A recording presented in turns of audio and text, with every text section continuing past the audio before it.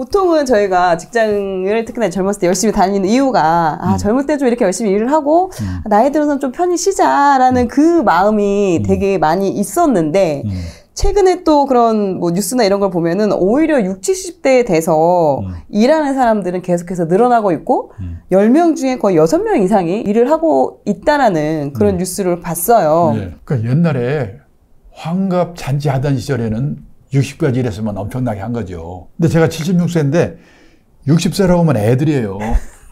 대단히 죄송한 얘기지만 아까 말했죠. 100살이면 40년 기다리고 있어요. 네. 아무것도 안 하고 어떻게 삽니까? 돈만이 문제가 아니에요. 그래서 저는 그걸 뭐라고 얘기하냐면 퇴직 후에 12만 시간이라고 12만 시간이요? 네, 이렇게 표시를 하는데 잡코리아가 재작년에 발표한 자료를 보니까 우리나라 40대 이상의 직장인이 체감하는 평균 퇴직 연령이 51.7세래요. 그러면 반올림에서 52세에 퇴직했다고 가정합니다. 우리나라 남녀 합해서 평균 수명이 83.6세예요. 83세 평균 수명까지만 산다고 가정을 해도 52세에서 83세까지 31년이에요. 이 31년만 해도 이게 어느 정도 길이냐? 하루가 24시간입니다. 현역 시절에는 무지개 바쁘거든요. 맞아. 일해야지, 술 먹어야지, 연애도 해야지. 하루가요 100시간이었으면 좋겠어요. 실제로 얼마 전에 어느 회사에서 퇴직 앞둔 직원 부부를 불러서 교육을 시켰는데 다음 달부터 퇴직이시죠. 그 다음 날부터 하루 일과 일주일 일과 한 달 일과표를 예상을 해서 한번 써보세요. 이걸 뭐라고 쓸까 막연히 앉아있는데 마누라는 어떻게 쓰는가 봤더니 그냥 받자마자 써내려가는데요. 아침에 일어나서 밥하고 빨래하고 청소하고 계모임 갔다 육사에 갔다 딸내집 갔다 줄줄줄 써내려가는데 자기는 10시까지 써놓고 나니까 쓸 말이 없더래요. 오전 10시까지 쓰고 나서는. 네. 특히 남자분들이 그래요. 최소한요 11시간 남거든요. 곱하기 365일 1년이죠. 곱하기 31년 이게 바로 12만 4,465시간이에요. 이게 어느 정도 길인가? 지금 우리나라 직장인들이 1년에 회사 나와서 근무하는 시간이 연평균 1915시간이거든요. 12만 4,465시간을 1915시간으로 나누면은 약 63년이 돼요. 느낌상으로는 퇴직하고 31년만 해도 현역 시절에 65년에 해당한다. 100살까지 생각하면 말할 것도 없습니다. 우리 초등학교 다닐 때 하도 많이 들은 말이 뭐냐? 인생은 짧고 예술은 길다. 맞아. 아닙니다. 앞으로는 인생도 무지하게 길고 예술도 길다. 그러고 대책을 세워야 된다는 거예요. 그래서 일을 해야 된다는 거예요. 또 일을 하는 그 이유 중에는 또 여러 가지가 있을 수 있는데 그 중에 또 경제적인 이유로 인해서 또 일을 해야 되는 분들도 계실 것 같아요. 네. 그럼 지금 현재 실제로 우리나라 그 연금을 받는 분들이 그러니까 이제 어느 정도 계시는지.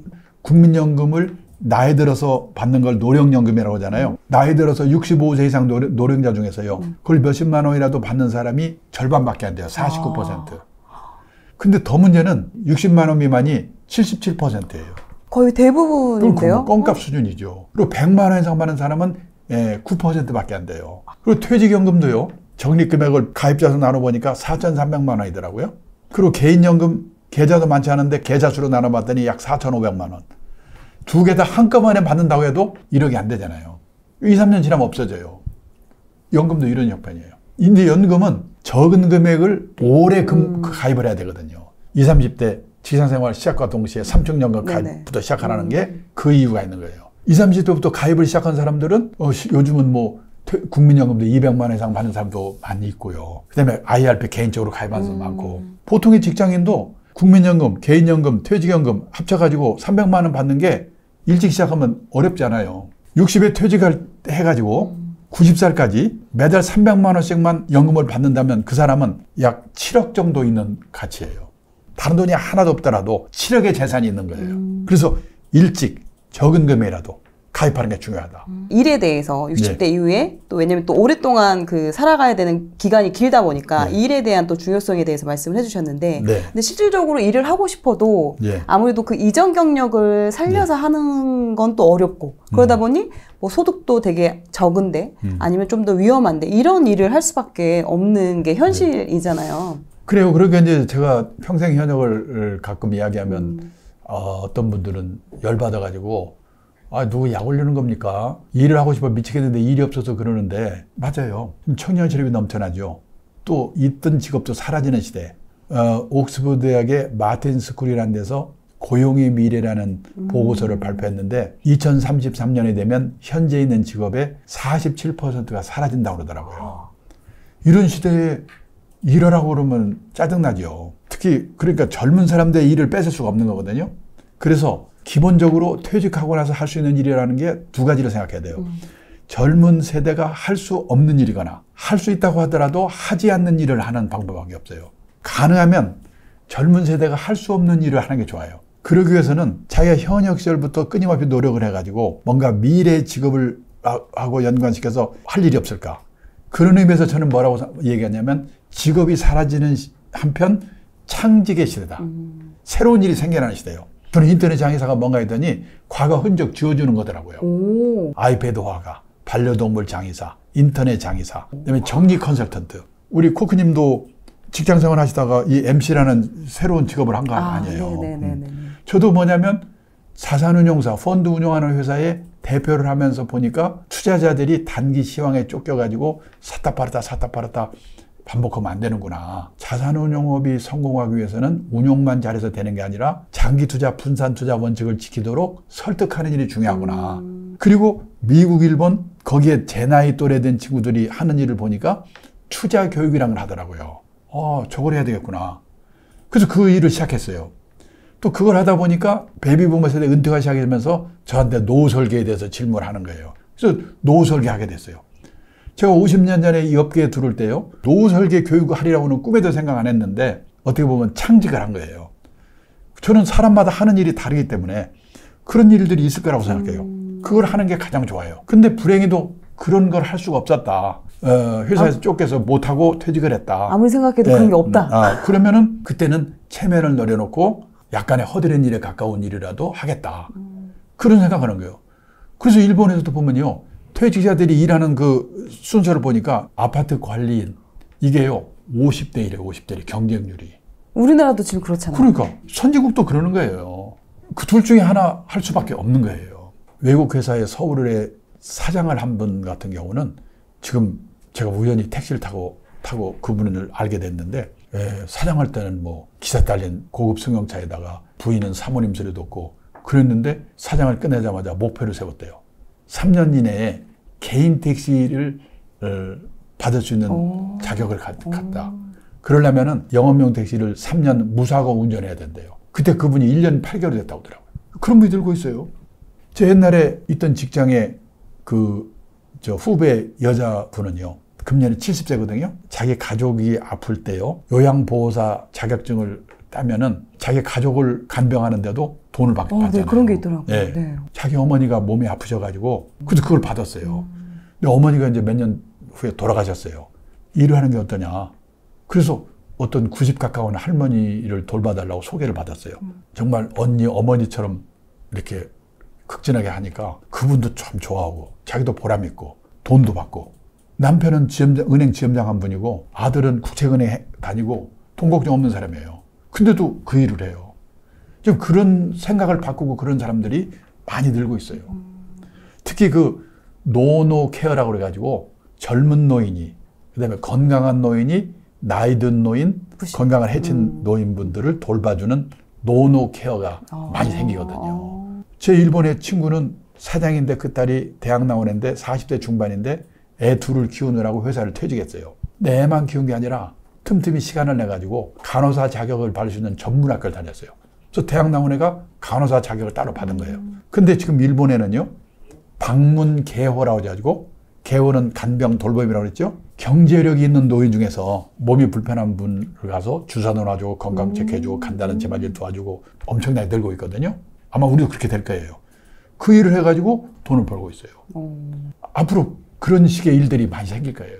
퇴직한 공무원분들 대상으로 퇴직 수기 공모하는데 우연히 제가 심사위원을 한 일이 있었거든요. 그러면서 제가 105분의 수기를 읽었는데 깜짝 놀랐어요. 저는 공무원들은 60까지 보장되지 연금도 300만 원 이상 다 나온대지 아무 걱정 없는 줄 알았거든요. 그렇지 않나요? 90% 정도가 나와보니까 절벽이더래요. 제일 미치는 게 뭐냐면 갈 데가 없는 거. 한 분만 소개하면요, 고급 공무원인데 이분은 퇴직도 했고 연금도 있으니까 신나게 놀자, 놀아봤대요. 웬걸 오래 못 가. 3개월 놀았더니 미치겠대요. 아침에 일어나면 마누라 눈치가 보이는데 저놈 인간은 오늘 또 안 나가나? 놀래가지고 동네 도서관에 갔더니요. 신문 한 장 보려고 쟁탈전에 가야 되는 거예요. 아이고 꼴보기 싫어. 취직해야지. 그때서 원서를 여기저기 돌렸는데 준비가 안 돼가지고 면접 보러 오라는 데도 없어요. 근데 오늘 한 군데서 면접 보러 오라고 연락이 왔더래요. 이렇게 봤더니 요즘 많이 생기는 겁니다. 주간 노인 보호센터. 아침에 노인들을 자동차로 센터에 모셔다가 같이 노는 거예요. 장기도 주고 노래도 부르고. 그게 이제 붙어가지고 하루에 5시간에서 6시간 일하는데요. 또 시골에 혼자 계신 노모를 생각해서 이분들한테 내가 잘해줘야지. 아주 인기가 짱이에요. 근데 요즘 주간 노인 보호센터가 여기저기 생기면서요. 노인들이 삐치면 다른 데로 가버린대요. 근데 그 센터는 그분 때문에 다른 데서 온답니다. 그래서 유명인사가 됐어요. 그래서 한 달 월급 얼마 받냐? 월급을 70만 원 받고 집에서 내던 건강보험료 30만 원 회상 안 해준대요. 100만 원 벌어다 주고 집이 없으니까 그 수기의 마지막에 뭐라고 써있는지 아세요? 그렇게 무섭던 마누라가 천사로 바뀌었다. 지금도 생각나요. 근데 이런 젊은 분들은 이런 생각도 할 수 있을 것 같아요. 정말 직장생활 지긋지긋한데 이걸 또 60 넘어서까지 일을 해야 되나. 아, 정말 나는 60. 돈 걱정도 없는데. 네, 60 넘어서까지는 정말 일하고 싶지 않다. 60까지만 일하고 싶다. 이런 분들한테는 어떤 이야기를 해줄 수 있을까요? 그게 뭐냐면요. 부부 화목을 위해서도 이 일이 필요하다고 저는 얘기를 하는데 지금 일본에서 2000년 초에 황혼이혼 그 뉴스가 많이 나왔거든요. 저는 그래서 일본이 황혼이혼 대국인 줄 알았어요. 근데 아니더라고요. 이혼율 자체가 우리가 일본보다 높아요. 그 조이혼율이라는 게 있는데 인구 1000명당 연간 이혼 건수거든요. 2021년 기준으로 우리나라는 2.0건인데 일본은 1.7건이에요. 저희가 더 높네요. 네, 이혼율 자체가 우선 일본보다 높고 우리가 아시아에서 이혼율 1등이에요. 옛날에는 결혼해서 4년 이내에 아이고 실수했구나. 신혼이혼의 비율이 높았거든요. 요즘은 중년 황혼이혼의 비율이 높아요. 1990년에 전체 이혼 건수 중에서 중년 황혼이혼의 비율이 5%였어요. 그때는 그러니까 중년 황혼이혼이 많지 않았다는 얘기죠. 네. 2021년에는요 39%예요. 거의 40%. 가까이 돼요. 더 문제가 뭐냐면 일본에서도 그렇고 우리나라에도 그렇고 옛날에 이혼이 뭡니까? 성격 차이. 그 다음에 돈, 경제 문제. 그 다음에 세 번째 외도, 배우자의. 거기에 큰 이유가 하나 포함됐는데 퇴직한 남편이 집에 있기 때문에 그게 그렇게 있는 거예요. 그래서 일본에서는요. 일본에 나온 책은 보면요. 읽은 책 중에 이런 게 있어요. 남편 재택 스트레스 증후군이라는 게 생겼어요. 우울증, 고혈압, 천식, 공황장애, 암공포증, 십이장 궤양, 키친 드링커. 키친 드링커가 뭔지 아세요? 부인이 주방에서 열받아가 술 홀짝홀짝 마시는 거예요. 우리나라와 일본에서는 왜 남편이 퇴직하고 집에 있으면 부인들이 이렇게 스트레스를 받는가? 그리고 병이 생기는가? 우리나라와 일본은 남편이 현역으로 있는 동안은 남편의 세계와 아내의 세계가 분단된 세계에 살고 있는 거예요. 이렇게 따로따로 놀다가 30년 만에 만나니까 이게 헷갈려서 그다음부터 문제가 생기는데 미국은 커플 문화라고 그래요. 젊을 때부터 꼭 부부가 같이 움직이잖아요. 출장 갈 때도 허락받아야 되고 끊임없이 애정을 확인해야 되고 거기는 퇴직해서 일이 생기는 게 아니라 생기면 진작 생기지. 그러니까 뭐냐 우리나라나 일본은 남편이 갑자기 따로 놀다가 이런 문제가 생기기 때문에 이걸 조화시키는 노력을 해야 돼요. 그래서 요즘 일본에서는 부인들이 40대 후반쯤 돼서 애들 손을 뗄 때쯤 되면 다 아르바이트를 해요. 그 남편도 뭔가 그 일을 해요. 사회공헌 활동하면서 약간의 수입 얻는 일을 한다든지. 그래서 낮 시간 동안만은 서로 따로 자기만의 시간을 갖는. 그게 어떻게 보면 황혼이혼을 막는 방법이에요. 지금 황혼이혼 하게 되면 재산을 반으로 나누잖아요. 노후 파산하는 거예요. 노후에 파산하는 리스크가 5가지가 있거든요. 첫째가 뭐냐? 은퇴 창업해서 실패하는 리스크예요. 맞아요. 둘째가 뭐냐면 금융사기 당하는 리스크예요. 세 번째가 뭐냐면 중대 질병 걸려가지고 돈 보내면서요. 네 번째가 자녀 리스크. 자식한테 돈 퍼붓고. 그리고 5번째가 황혼이혼 리스크거든요. 황혼이혼 하게 되면 재산의 절반을 줄으니까. 그걸 막기 위해서라도 부부 각자 낮 시간 동안에는 소일거리가 필요하다는 거예요. 저는 그 부분이 물론 이제 서로 오랫동안 같이 한 공간에 있으면서 그런 게 좀 이렇게 트러블이 생길 수 있는 것도 있지만 전 한편으로 이것도 생각을 해봤거든요. 네. 남자분들이 왜 집에 있는 걸 싫어할까? 그냥 아무것도 안 하고 있어서이지 않을까. 그렇죠. 요리라도 스스로 해 먹고 뭔가 집안일을 하고 이러면 좀 낫지 않을까. 남편이 그냥 집에 있는 자체가 스트레스를 받는 거예요. 직장생활 하셔서 아직 모를 거예요. 은퇴 전문가 오가와 유리라는 사람이 있는데 한 달에 한 번 정도 그 컬럼을 이제 제가 읽었는데요. 거기에 뭐냐면 은퇴하고 나서 인기 1번 남편이 어떤 남편이냐. 요리 잘하는 남편, 건강한 남편, 싹싹한 남편, 집안일 잘 도와주는 남편이 아니고 낮에는 집에 없는 남편이라고. 이게 현실이에요. 작년 연말에 제가 방송에 금요일 토크쇼에 나갔는데 패널이 남자가 4명, 여자가 4명인데요. MC 질문이 남편이 퇴직하고 집에 있으니까 남편도 아내도 불편하십니까? 그랬더니 7명이 불편하다고 하더라고요. 아, 모두 다? 네. 전원? 아니, 뭐 한 사람 빼고. 한 사람 빼고. 부부의 간의 그 관계를 위해서라도 일을 하는 게 오히려 더 필요하다는 말씀을 해주시는 것 같네요. 노후의 3대 불안이 돈, 건강, 외로움. 이 3대 불안을 해소하는 최선의 방법이 돈이 되는 일이든 취미 활동이든 자원봉사 활동이든 그걸 겸한 활동이든 소일거리가 필요하다. 그래서 저는 그 가장 확실한 노후 대비는 평생 현역이다. 이거를 강조하는 이유가 거기에 있는 거예요. 또 제가 또 이제 대표님을 이전에도 뵙고 지금 3번째 뵙는 것 같은데 오히려 뵐 때마다 어떻게 보면 나이는 더 들어가실 수가 있는데 그 에너지는 여전히 가지고 계시는 것 같아요. 에너지는 목소리가 커서 그래요. 네. 근데 실제로는 저도 수리해가면서 살고 있어요. 약도 많이 먹고. 근데 문제는 이렇게 활동하기 때문에 건강이 유지되는 게 아닌가 그런 생각이 들어요. 마지막으로 또 이제 평생 현역을 꿈꾸는 분들이 계실 거잖아요. 그런 분들한테 또 마지막으로 조언을 해주신다면 어떤 게 있을까요? 뭐 평생 현역을 자꾸 얘기를 해서 또 혹시 부담되시는 분들도 계시겠지만은 저는 이제 이렇게 생각해요. 돈이 아쉬워서 일을 했는데 그게 취미가 될 수도 있고 또 취미로 했는데 또 돈이 될 수도 있어요. 유튜브에서 제가 봤는데 어떤 분은요. 재벌그룹 회사에 임원을 하시다가 갑자기 나오셨어요. 이 택배 분류하는 회사에 가봤더니 굉장히 힘든 일이더래요. 그러니까 돈 때문이었다면 일을 못했을 텐데 그때 본인이 과체중이었대요. 그래서 운동을 해서 빼나 저거 해서 빼나 마찬가지겠다. 몸무게를 빼기 위해서 그 일을 했어요. 몇 달 했더니 몸무게가 빠졌어요. 근데 그 사이에 일이 손에 익었어요. 그래서 지금도 한다고 나오더라고요. 근데 처음부터 돈도 생기고 취미도 맞고 폼도 나고 이런 일은 쉽지 않거든요. 후반 인생은 남의 눈을 의식하지 않고 내가 가고자 하는 방향이 옳은 방향이라는 소신이 필요하다. 뭔가 그런 체면을 버리고 하고 싶은 일을 하는 거다. 그래서 저는 뭐라고 하냐면 후반 인생은 자기 만족을 추구하는 시기다. 이런 마음가짐이 필요하다.